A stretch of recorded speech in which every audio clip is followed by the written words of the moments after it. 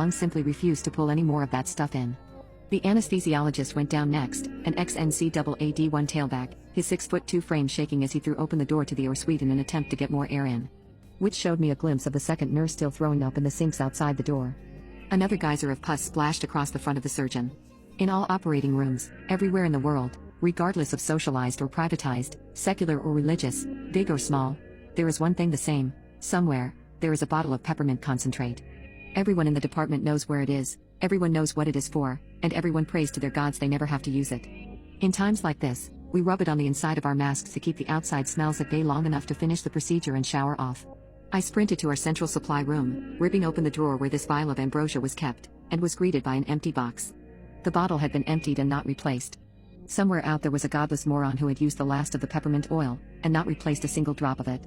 To this day, if I figure out who it was, I'll kill them with my bare hands, but not before cramming their head up the colon of every last substance user I can find. I darted back into the room with the next best thing I can find, a vial of Mastisol, which is an adhesive rub we use sometimes for bandaging.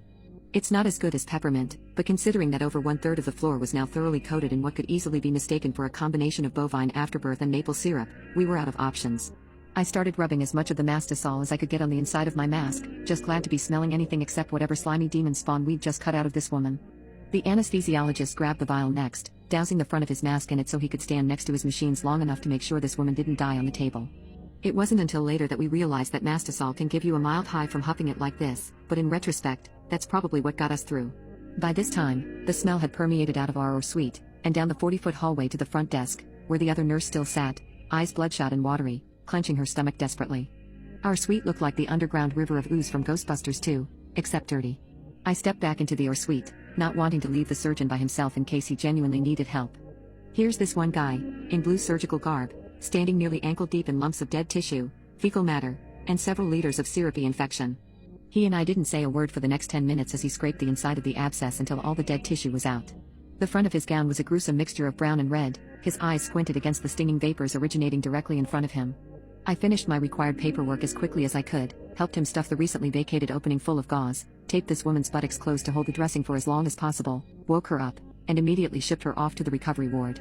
Until then, I'd only heard of alcohol showers.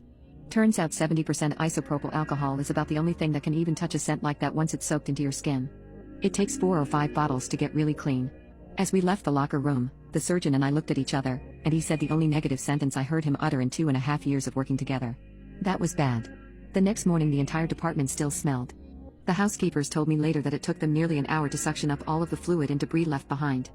The OR suite itself was closed off and quarantined for 2 more days just to let the smell finally clear out. I laugh now when I hear healthcare recruits talk about the worst thing they've seen.